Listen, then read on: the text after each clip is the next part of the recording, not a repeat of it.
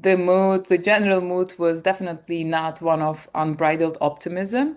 We felt like we were facing some sort of crisis in our classrooms, and the usual act of learning and act of assessing and act of demonstrating what you know has actually changed.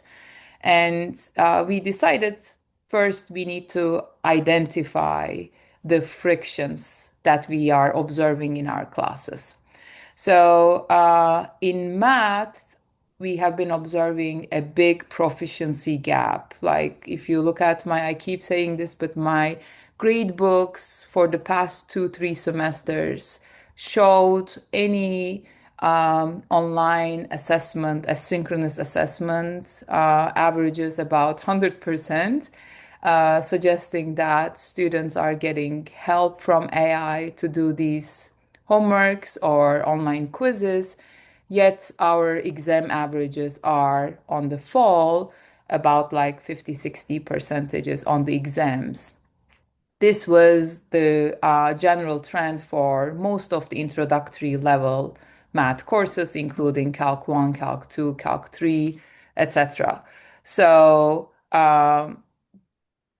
this was suggesting that AI is not necessarily helping the students to learn and master the content, but get a way to receive their 10%, 5% on some of these assessments that we always used to give.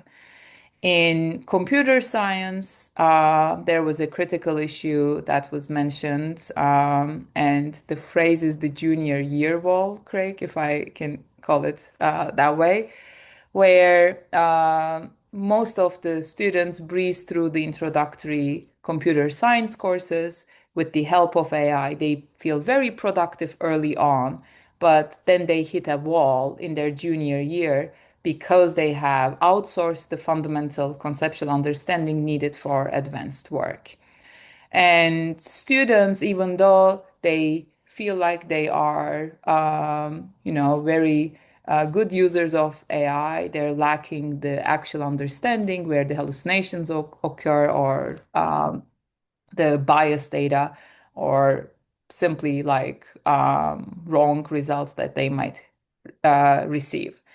And among some faculty, there was also the dilemma like, if AI can do the programming, why do I actually teach it? If AI can integrate or differentiate, why do I teach these tools? Do I really have to teach it?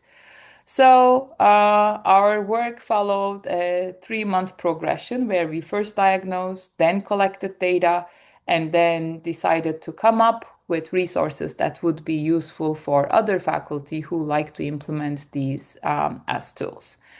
So, in October, as we said, we shared our ground level realities and then decided to collect data from faculty.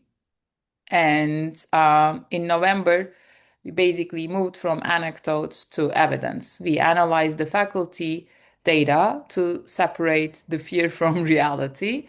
And the results kind of were addressing similar to other schools that I have heard so far. The first thing is, while 61% of the faculty reported using AI, the vast majority was using it for administrative tasks.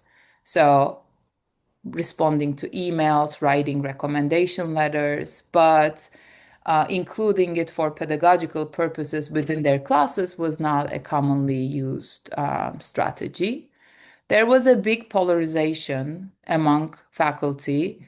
While some like to embrace the tools, some others, particularly in mathematics, expressed a strong desire to have nothing to do with it.